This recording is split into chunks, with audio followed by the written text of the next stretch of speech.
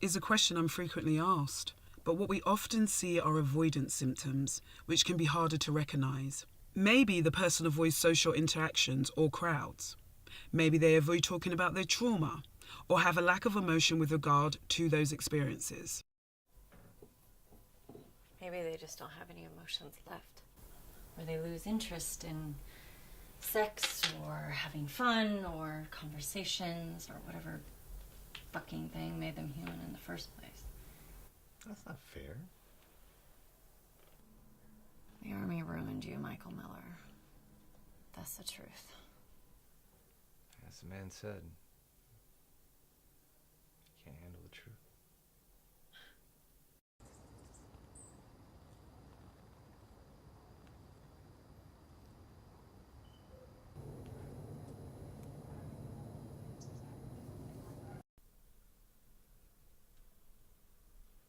Hey, Dad, we should get... You okay?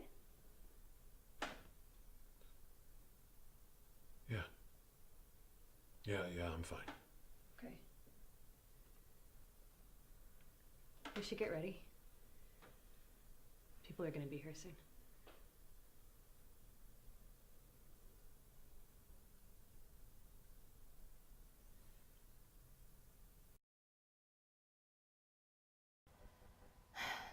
Oh, God. What, you can't choose from your extensive collection of Disney sweatshirts? What would Mickey do? Funny, not funny. Some of us have more limited budgets than others. I refuse to feel any guilt towards my impressive divorce settlement.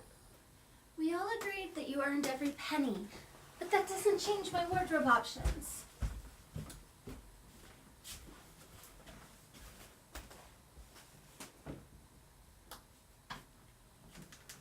What about this? Maybe. It is from a super target from the exotic land, Wyoming. Oh my god. Wait, the road trip. The Angry Beaver road trip. The one and only. Okay, well this looks perfect. Michael loved that story. He always has, hasn't he?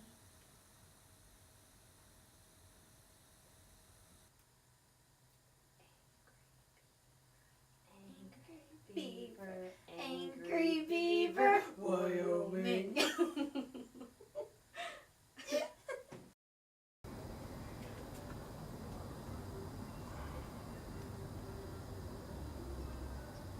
I'm so sorry for...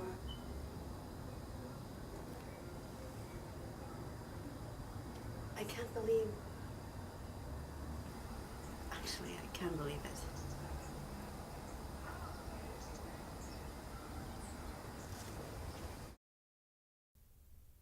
There can also be physical fatigue, suicidal thoughts, depression, loneliness even in the midst of people, even people they love.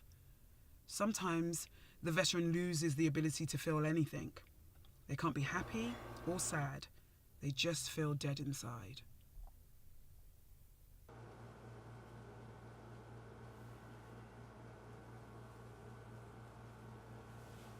I haven't thought about that trip in a really long time. I know, right? Life goes on. It has to, sir. It has to. Here.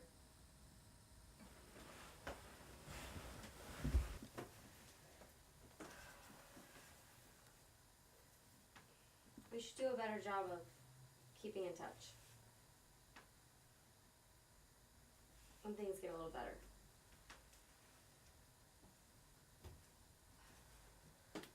Remember when we said we should live together forever? Yeah. Maybe we should have. If we'd have all stayed together. Or at least stayed in touch. This is just bullshit. All of it. Our unit was assigned to an area that was very loyal to Saddam. Just wearing a uniform. God, Michael.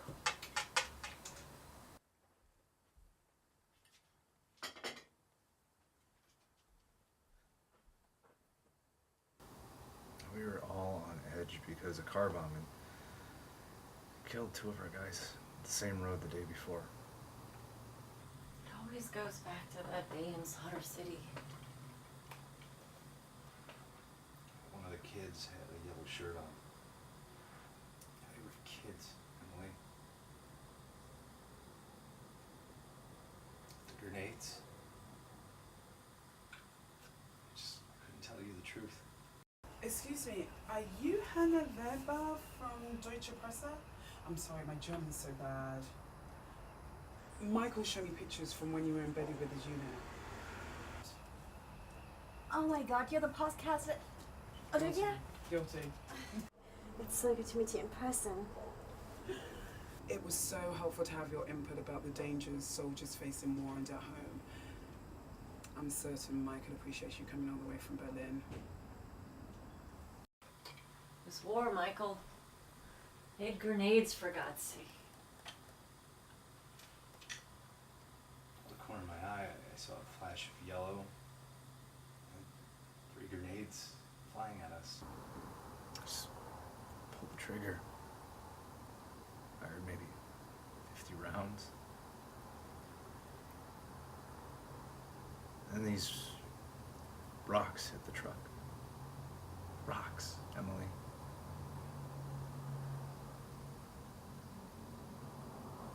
They were kids. Maybe 10, 12 years old. What'd you say? They collapsed into the turret. It just shot 3 kids who were playing alongside the road, throwing rocks at our convoy.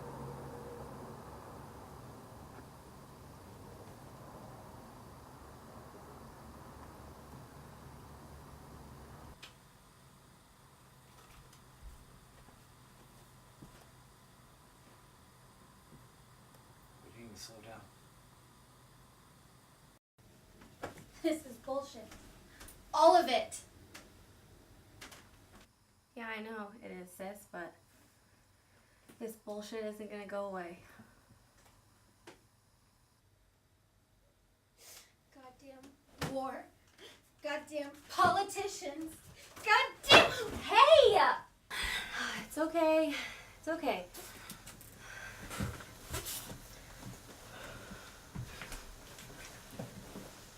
It's gonna be okay. Gotta be strong for Dad. And for Michael.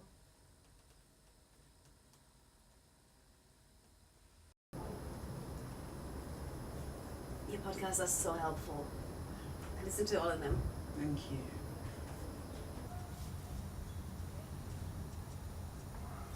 I can't imagine it. Nobody can. It's like Michael says, it's not like the movies.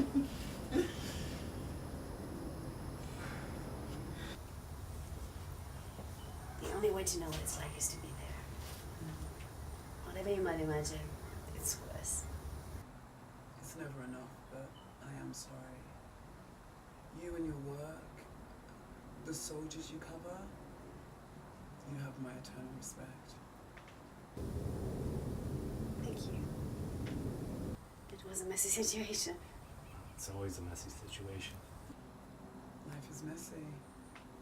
Death is messier. Thank God. Or else there'd be no reason to go on living, right? Is that how you feel? Sometimes. Most of the time. But Michael, I'm sure you did everything humanly possible. You know that, right? at some level I believe that. But most of the time, I feel like I should have done more.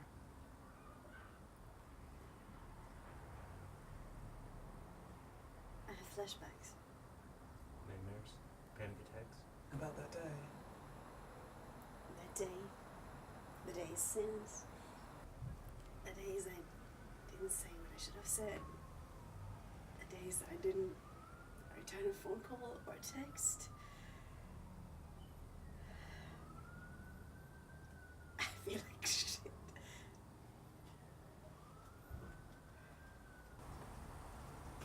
least you feel something.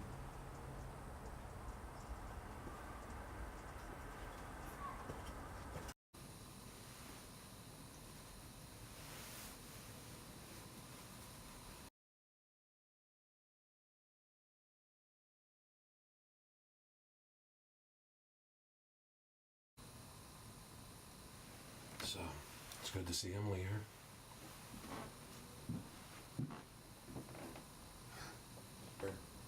She's still part of the family. She's still family.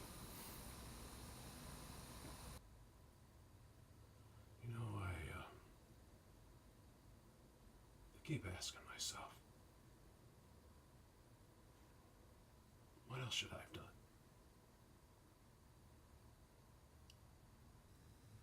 But I don't have the answer. It's a trick question, Dad. There is no answer. I'd give everything if I could just hit rewind. I know. I know.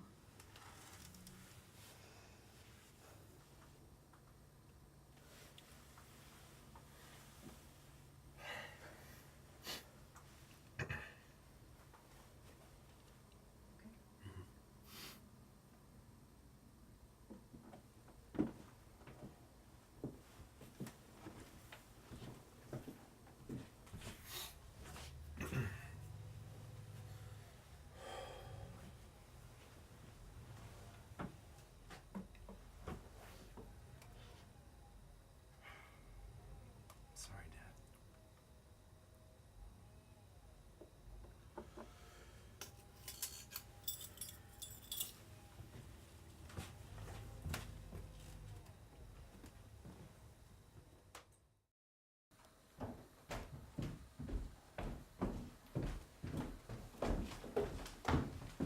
Bitch is back. What? Check the porch.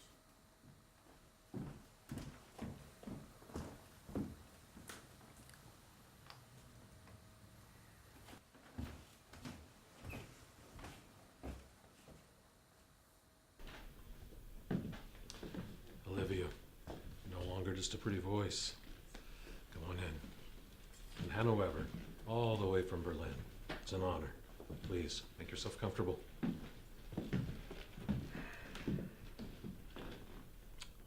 Emily. Hi, Joe.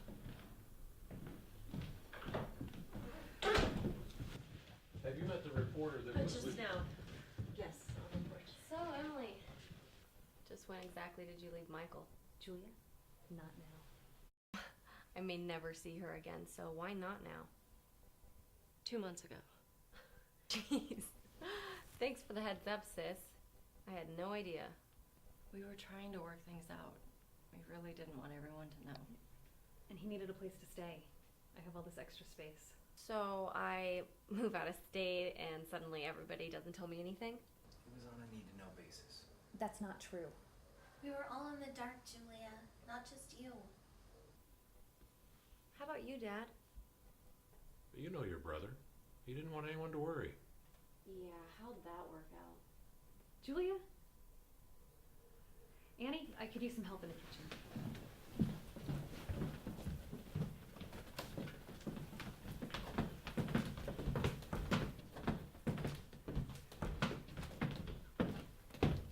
I think I will wait on the porch. Would you like to join me?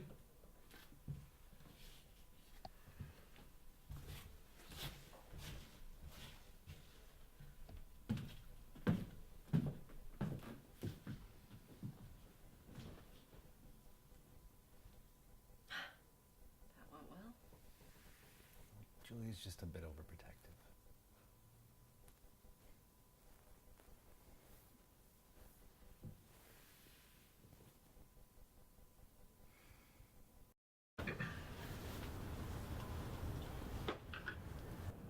There's a lot I don't understand. I mean, when I came home from Nam, I was damn happy not to have a Purple Heart. A lot of the guys I know still have metal in them. Sometimes I think it bothers him that he didn't get hit while he was there. I was the only one, Dad.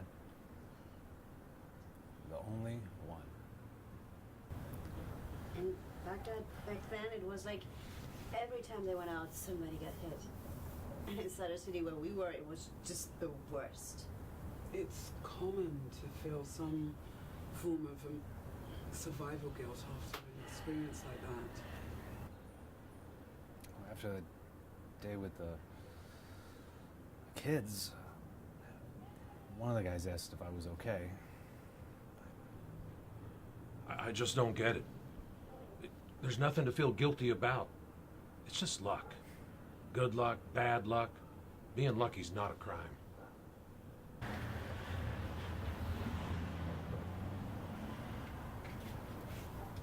I just couldn't say anything. We never really talked about it. Our bad luck was getting sent to Sutter City. I just kept washing my hands. Rubbing my hands on my shirt. Trying to get the blood off.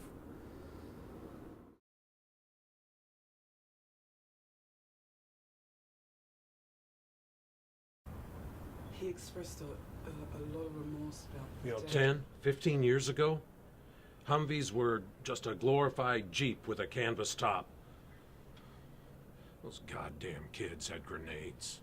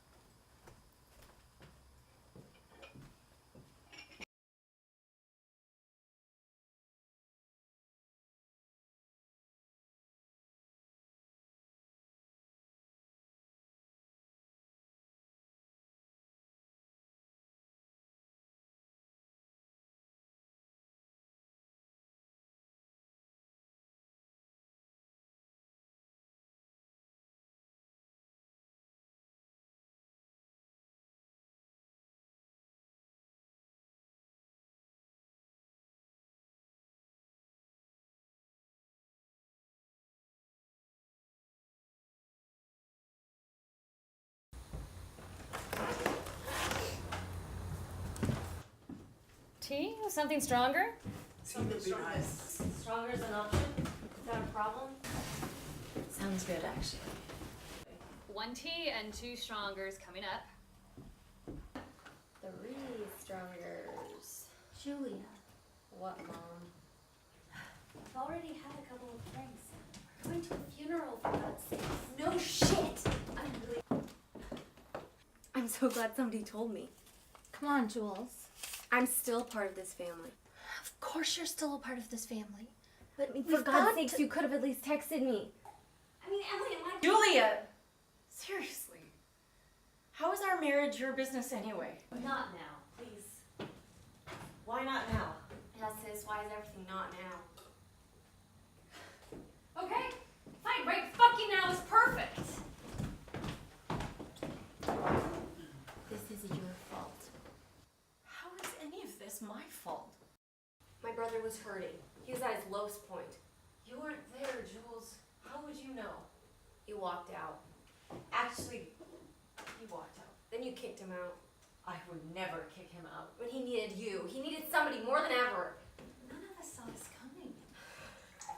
Was everybody blind? What about you, Miss Podcast? What do you think?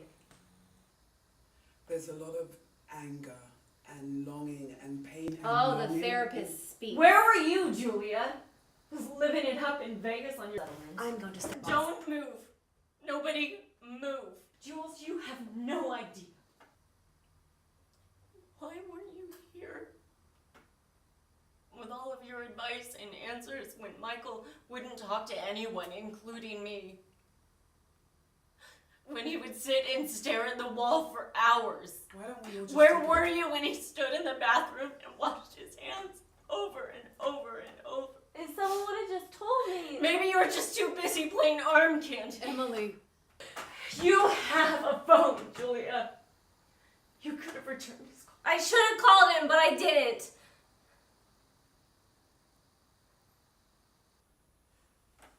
can't remember the last conversation I had with Michael.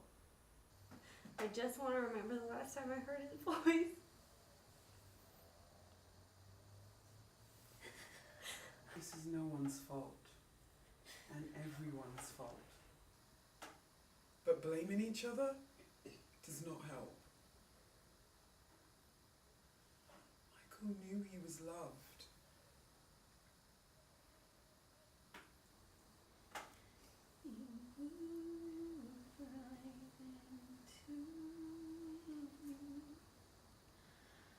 Right through this heartless story.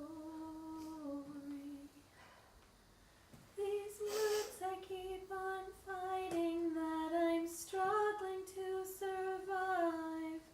These feelings break my heart, that I'm keeping deep inside.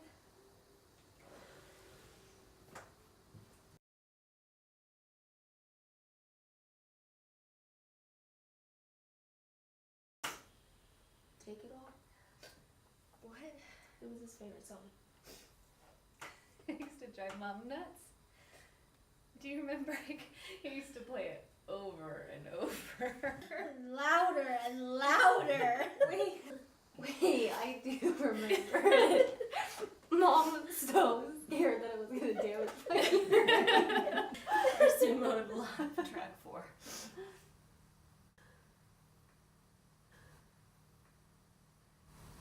You sang that to me on our wedding night. Wait, Michael could sing? It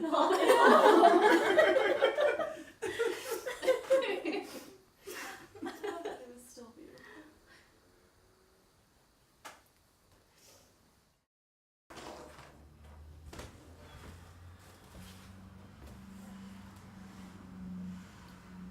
The cars are here.